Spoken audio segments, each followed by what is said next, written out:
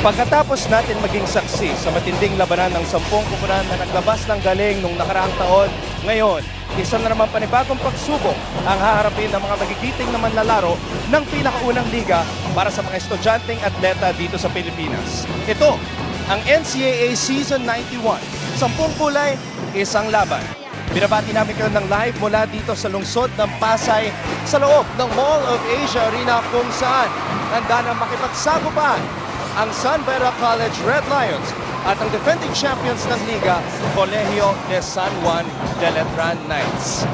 Ito po ay isang rematch nung nakaraang taon sa finals sa pagitan ng 19-time champions ng liga at host school ng ating tournament ngayon at ng 17-time champions ng tournament at defending champions na sisimulan ang kanilang pagdepensa ng kanilang trono. At pagkatapos ng laban na yan, mapapanood natin ang Mapua Institute of Technology kontra sa Jose Rizal University. Maraming salamat sa pagtutok ngayon sa ABS-CBN Sports in Action at sa High Definition sa pamamagitan ng Sky Cable Channel 166 at sa sports.abs-cbn.com. At binabati din namin ang lahat ng aming mga kababayan watching from all over the world sa pamamagitan ng The Filipino Channel.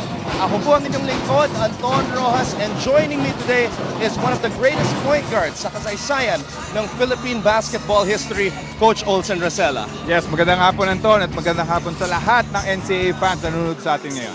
Maganda ang ating bakbakan ngayon, Coach Olsen. We are starting with a bang sapagkat maghaharap sa ating bueno manong bakbakan ang rivals, San Beda versus Letran. Yes, what a way to start this season, Anton. Ano? Final four teams of last season will be playing today. And of course, with the main game ngayon atin ang finals rematch of Season 91 between San Beda and Letran.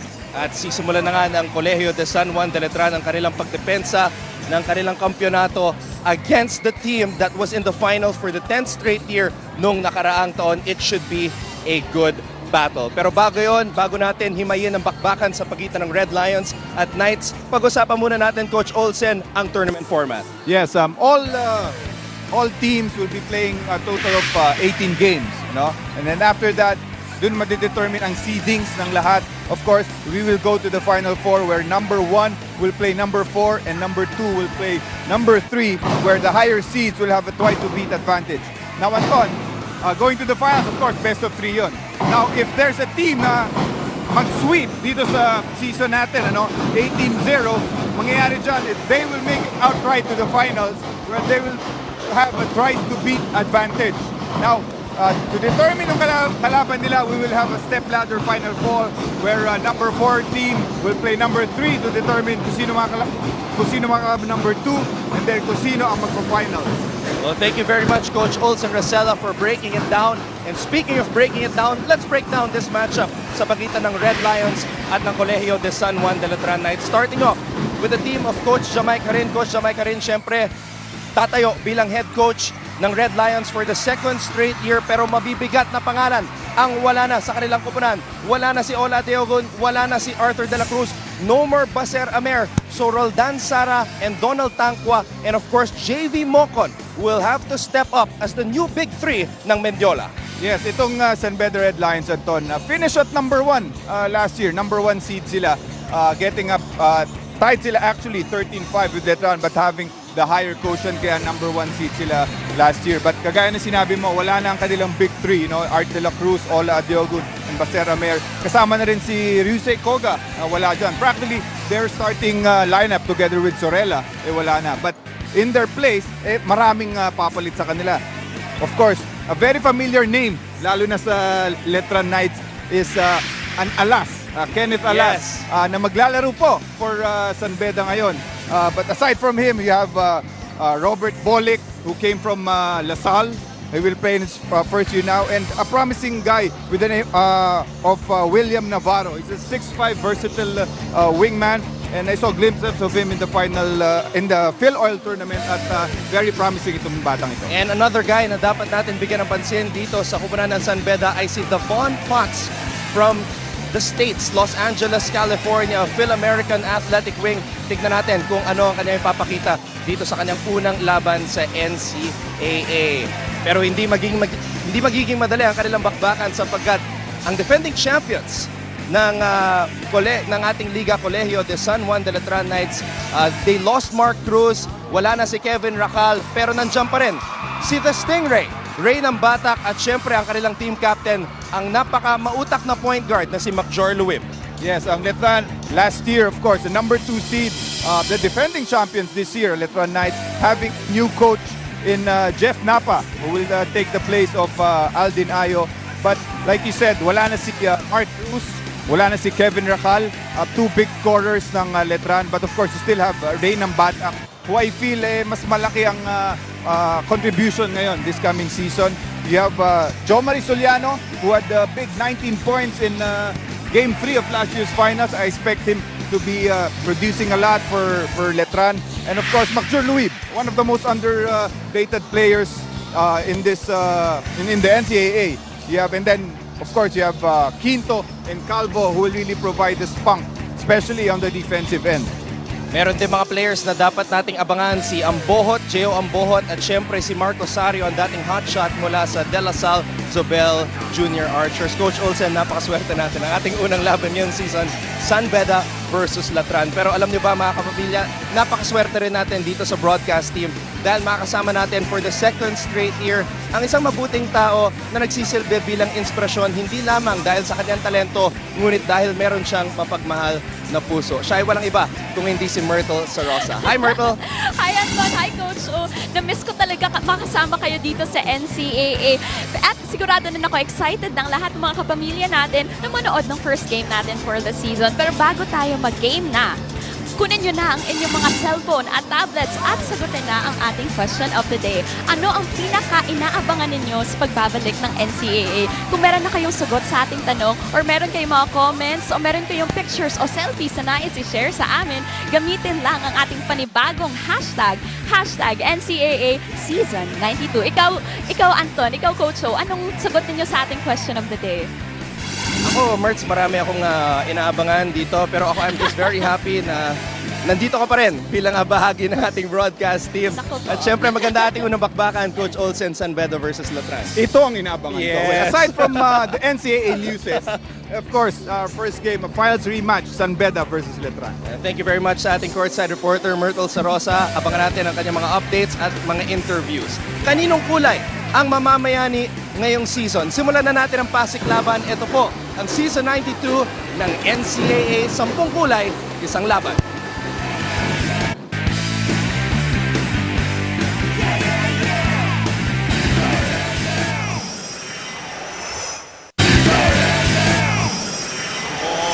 Asia Arena on ABS-CBN Sports in Action, we present the opening game of your Season 92 NCAA. This is a rematch of last year's finals. Let us now meet the starters.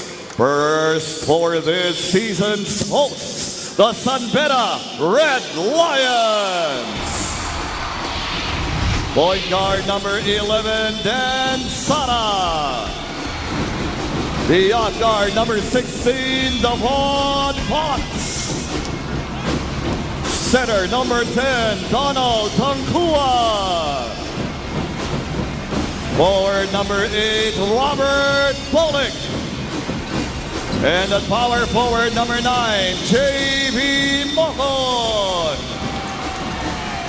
Head coach of the Red Lions, Jamai Khalid. And now, here are the reigning and defending NCAA champions, the Colegio de San Juan de Letran Knights. At power forward number 4, Felix Apreco. Forward number 7, Jerick Balanza. Center number 15, Christian Malagasay. Point guard number 8, J.P. Calvo. Nakarating na po tayo sa panibagong yugto ng NCAA Season 92. At eto na po, ang starting lineup sa dalawang kuburan ng San Beda College, going with team captain Dan Sara, Robert Bullock, Donald Tankua, Devon Potts, and J.V. Mokon. At para naman sa kuburan ng Letran, JP Calvo, Reynam Batak, Balagasay, Balanza, and Felix Apreco. Nakakagulat dito, Coach Olsen, hindi magsistart si Jom Soliano, who played a key role sa San Beda Letran Final Series nung nakaraang taon. Yes, parang last year din yan Anton. You have Mark Cruz coming off the bench for them, providing the production from the bench. Sa tingin ko ngayon, ganun din ang gusto ng Coach Jeff Napa, coming from the bench into si Jom Soliano. Once again, we are welcoming everybody to opening day of the NCAA Season 92. Maraming salamat sa pagtutok ngayon sa ABS-CBN Sports and Action. And now at the center court, we have the president of the NCAA Policy Board, Father Aloysius Maranan, of course, representing San Beda College. And another legend, Coach Olsen. Yes, Mr. Chito Loizaga from San Beda here with us tonight. We welcome you all, wherever you're watching, from all over the world, sa pamamagitan ng the Filipino channel. If you're watching via live streaming sa sports.abs-cbn.com, mabuhay po kayong lahat. Magsisimula na ang Pasig Laban. Ito po ang NCAA Season 92, 10 kulay, isang laban. Here we go! Unang possession. Pag-uusapan ng ating mga officials dito. Kanino mapupunta ang bola? Our officials for today, Bong Pascual, Brian Tabanyag, and Hector Villanueva. We will have a re-jump. Tangkwa. Tinapik ang bola. Napulot ni Mocon. But there was a streaking JP Calvo from behind. Kaya naman, mananatili ang bola sa panig ng white shirts ang Red Lions ng Mendiola. It's going to be interesting kung anong klaseng sistema ipapasok ni Coach Jeff Napa. Kung yung mayhem ng Letran nandun pa rin, especially on the defensive end. Now, there's one player who San Beda is expecting to step up big time and grow up. Number 9, JV Mocon, now in his third year. Starting power forward, taking the place of Arthur De La Cruz. This is another guy to look out for. Robert Bonic, unang tira dito sa NCAA, kapos. Pero bola pa rin ng kubunan ng Red Lions. That's what you like about Tangkwa, you know. He does the intangibles para dito sa San Beda Red Lions, getting to the offensive glass, giving itong kanyang koponan another opportunity at the basket. Sara, naghanap ng kakampi, pinasa kay Mocon. Mocon with a fake, Mocon with the drop pass. Tangkwa, umikot, hook shot, sumabit ang depensa, he will head to the line for 2. And then dito si Balagasay has his work cut out for him, trying to defend Tangkwa. That's his second personal foul. Wala pang isang minuto dito sa ating first quarter, Anton. Itong si Balagasay, Coach Olsen, first time naglaro sa NCAA nung nakaraang taon. This is his second year. Huge role for him bilang starting center ni Coach Jeff Napa. If there's a team who has really unheralded players in the as big men, itong Letran na yon. Last year you had ito si Apreco, you had Soliano na hindi naman kilala last year, really showing their worth. At ito si Balagasay ngayon nagpapakita naman para sa koponan ni Jeff Napa. Unang puntos dito sa Season 92 ng NCAA nagmula kay Donald Tangkwa, and we see the full court press mula sa San Beda Red Lions, and the first field goal of the season courtesy of JP Calvo. Yes, not a problem kay Calvo. Itong press ng San Beda, easily scoring 2 points for Letran. Tignan natin kung paano makakabawi ang San Beda. Bonic, same play as a while ago, posting up, dinabas ang bola. Sara with a jab step. Sara hops inside, dinabas kay Potts. Potts umatake, Davon Potts absorbing the contact, but his shot was too strong. Mananatili sa panig ng Red Lions ang possession. And this early, nakikita mo yung activity nito si Tangkwa on the offensive glass. Another opportunity for San Beda dahil kay Tangkwa. Tangkwa was playing backup to Ola Diogon last year. Ngayon, siya na ang main man in the middle para kay Coach Jamaica rin. Sara playing his final season. He is the new team captain of the Red Lions. Roldan Sara with a drive! Yes, miscommunication dun sa pick and roll at the top. At tuloy-tuloy, ito si Dan Sara for a layup. That's gotta feel good for Dan Sara, who was a star player almost all his life playing in Cagayan de Oro. And for the Red Cubs, That's an offensive foul na tinawag dito kay Balanza. Yes, too much dribbling para kay Balanza. He had an opportunity earlier, pero nung linabas niya, sinubukan pa rin niya, kaya natawagan siya ng offensive foul. Ito ang atake kanina ni Roldan Sara, a native from Cagayan de Oro. Sara, binigay kay Potts. Potts goes to Pollock. They go inside to JV Mocon. Unang puntos ni JV Mocon dito sa season 92 ng NCAA. And the full court pressure of the Red Lions bothering the Knights.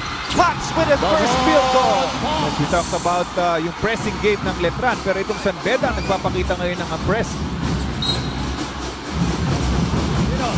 And this is not surprising because ganito talaga ang estilo ni Coach Jamaica Harin. Ever since he was coaching for the Ateneo Blue Eaglets, he really applies that double fist full court press. Ito yung pasahan ng dalawang bagong Red Lions from the Lions Den. Balling to Potts. Change up in defense of San Beda, now going to a zone, 2-3 zone. Luib. Short on that jumper. Tapping na bola. Kanino mapupunta? Napulot ni Sara. Sara umarangkada. Binigay kay Mocon. Mocon behind the back dribble. Hinahanap si Tangwa. Tangwa inaatrasan ng depensa. Tangwa like a tank is able to put up a shot and draw a foul. Yes, another foul. Hindi ako nagkakamali. Pangatlo na nito ni Balagasay. And which will force the coach Jeff Napa to bring in Jom Soliano off the bench. Jom Soliano had a career-high 19 points sa Game 3 ng finals nung nakaraang taon. And that ultimately helped the Knights recapture the championship they last won 10 years ago. Which is why sinabi ko ngayon at the top of the coverage na malaking bagay itong bibigay ni Jom Soliano ngayon. Feeling ko he will take over one of the spots na iniwan ni either ni Mark Cruz at ni Kevin Racal. Mark Cruz was Letran's leading scorer nung nakaraang taon. Timeout, Letran. 8.6 points per contest. San Beda lamang kontra sa Letran. 9-2. Magbabalik po season 92 ng NCAA.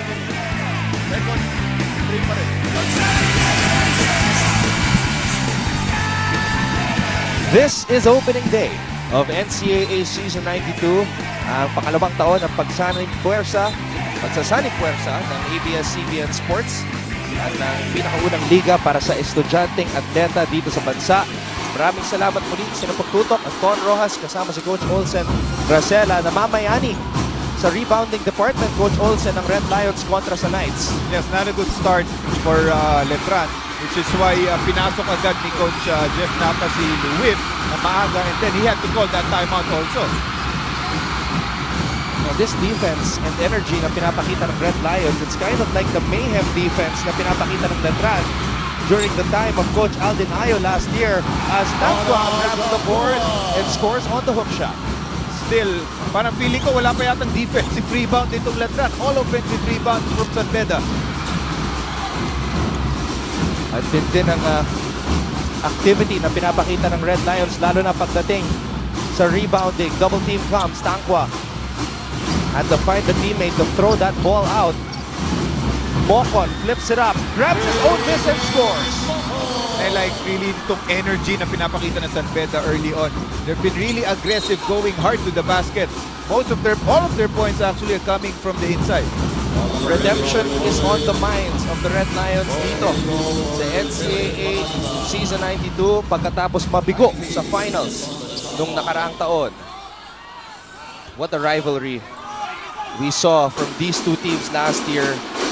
Imagine, both teams played 23 games nung NCAA Season 91. That's the most number of games played in the history in a single season dito sa NCAA. Sara, umarangkada. Sara, pinasa kay Potts. Davon Potts, masyado malakas. Quinto picks up the loose ball. Quinto umatake. Binigay kay McJor. McJor too strong on the layup. Here comes Bollick. Bollick to Sara. Roldan Sara, dire-diretso for the fast break layup. Yes, after a miss missed layup by Letran. 3 against 1 ang for San Beda, capitalizing on that. Quinto, too strong. Another missed layup for Letran. And Letran has not scored since that floater by JB Calvo at the start of the game. May tinawag na foul, gives us a chance to go back to our courtside reporter, Myrtle Saron. Hello, Anton. Hello, Coach. So, speaking of energy, isa pang mataas ang energy dito ay ang mga kaibigan natin from our host school, San Beda. At ngayon, mayroon tayong opportunity para tanungin sila sa kung ano ang pinaka-inaabangan ninyo sa pagbabalik ng NCAA. Muli makuha yung trono ng San Beda! Kaninong mayor ba kayo nag-cheer ngayon? Si Dansara! At dahil napakataas na energy ninyo, Saco cheer naman dyan. 1, 2, 3, go! Saco! Nobody else can! Animal San Beda! Animal San Beda! Animal San Beda! 95! Thank you guys! Balik muna sa iyo, Anton and Gocho. Thank you, Myrtle. Hindi talaga nawala ng gana ang mga taga-suporta ng San Beda. Bagaman natalo nung nakaraang taon, Bong Quinto finally becoming the second player sa kuburan ng Letran to knock down a field goal. Yes, good substitution by Coach Jeff Napa. Linabad niya si Balanza. Kaya ito, nakaproduce naman. Ito si Quinto for a 3. Mokon, umatake, Mokon, binagsak ang bola kay Tangwa. Tapping niya na bola. And Quinto could not hold on to it.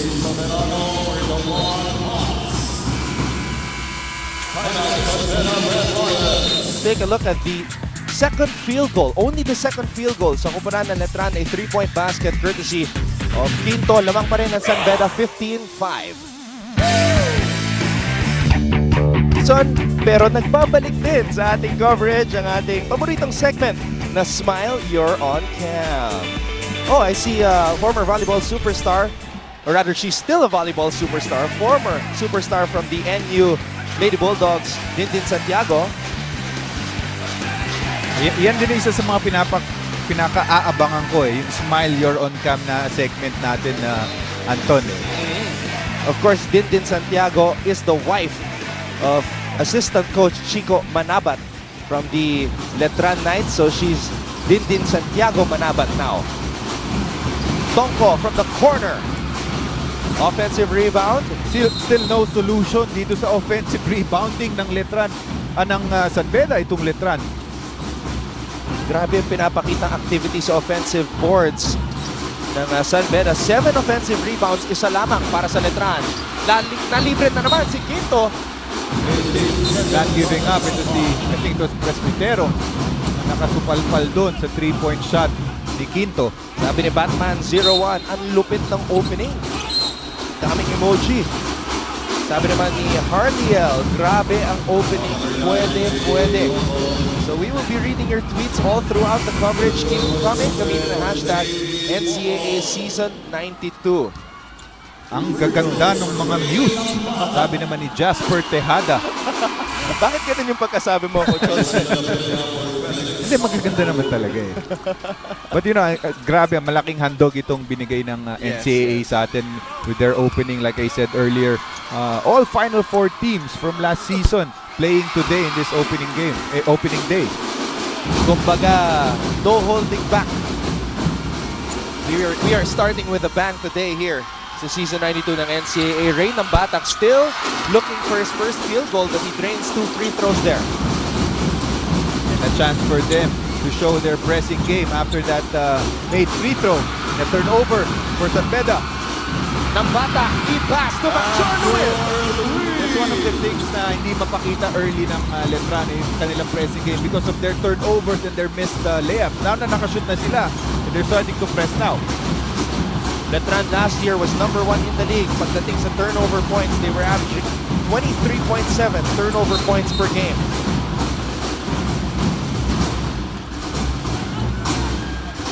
Another new addition sa Letran Knights, Chris Anthony de la Peña. As we see this basket by Major Luim, kailangan talaga magpalitan sa pagdepensa dito kay Donald Tangwa. Kanina si Balagasay, ngayon naman si De La Peña. Saka I feel, Anton, to see Tangwa is a perfect fit dito sa sistema ni Coach Jamai, where hindi na nila kailangan talagang puntahan itong si Tangwa. He will get his points elsewhere. Like I said, intangibles, getting to offensive rebounds, running hard in the fast break. At di na nila kailangan tawagan ng play para maging effective ito si Tangwa. I was always saying last year, si Tangwa ang isa sa mga pinaka-efficient players dito sa NCAA because he only averaged 15.4 minutes per game, pero grabe yung kanyang mga numero. Almost a double-double. And he did that last year as a backup Yes. to Ola Adiogos. And imagine na kung anong magagawa niya with more minutes para sa San Beda. Right now, Tangwa leading the way with 7 points para sa San Beda. And he grabs another rebound right here. Binigay kay Presbitero who launches a 3! Giovanni Presbitero!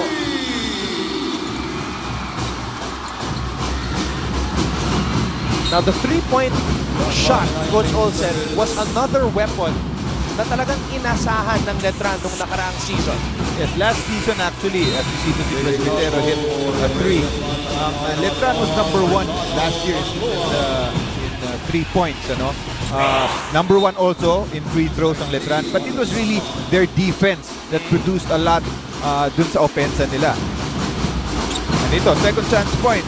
Red Lions with 9. Ang Knight, wala pa.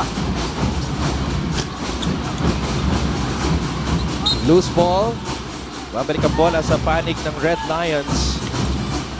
Now, there is a new man on the floor. Pamalit kay Donald Tangwa. This man right here, they call him Noah. He's from Cameroon. Kicks it out to Tongko. And it is Letran Knights basketball. Calvo. Soliano. That's a foul.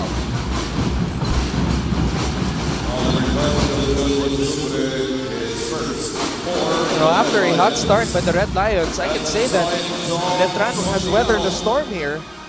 Medyo nag-settle down na ang Knights, Coach Olsen. Yes, itong second group nila actually, coming off the bench, like you said, this is si Soliano, and then si Calvo na nagpahinga sandali. Itong second group nila ang actually maganda ang pinapakita. Not a good start for Letran, but itong second group nila is slowly nagpapakita para sa Letran. Abangan natin if this will be the trend with Jom Soliano coming off the bench. Marcos Sario, sharp-shooting combo guard from De La Salle Zobel in the game right now. At ngayon napansin natin na number 13, itong jersey number ni Marcos Sario. That's one of the rule changes this year para sa ating tournament. Hindi na katulad ng dati na hanggang 22 lang yung jersey number, 4 to 22. Ngayon, pwede na yung matataas na number. Noah, short on that shot. Triple from the corner. Soberano could not knock it down. Calvo with a spin, with a fake. Binanggan ng depensa. Tapang din to si Calvo. 1 against 4. Sinubukan niya talaga makashoot doon. But luckily, he gets a foul from San Beda.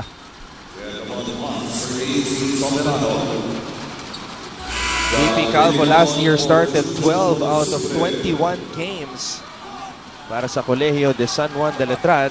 Siya yung maagang pinapalitan ni Mark Cruz kadalasan. Now he has to play a more prominent role dahil marami tayong mga explosive point guards dito sa season 92 ng NCAA. And you see right now, Kevin Alas. Former Ace Knight. Ano kaya feeling nitong si Kevin Alas? Ang kanyang kapatid na si Kenneth naglalaro para sa kalaban niya dati. Lagi niya nakakalaban ang kanyang rivals. Kapatid niya nasa San Beda pero pinapanood rin ni Letran. And of course, ang pinakakuyang sa mga Alas brothers, si Junjun Alas. And behind him, si Kaloy Garcia, who used to coach Letran.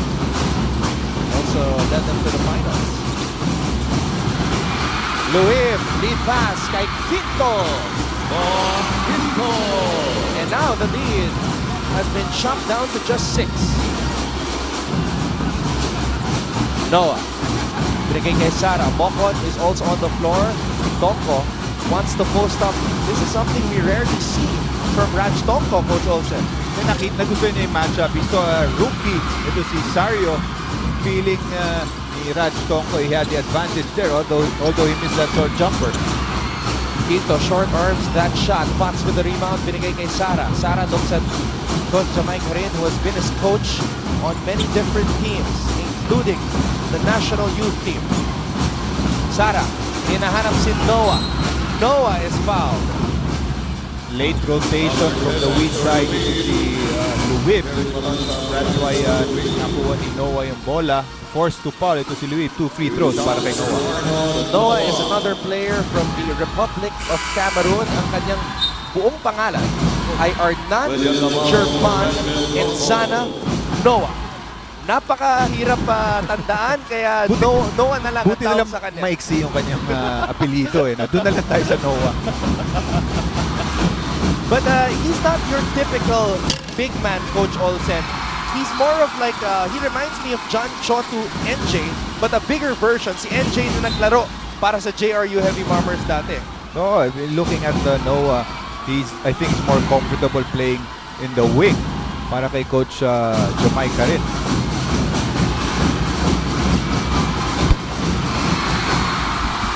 Second free throw is good para kay Noah.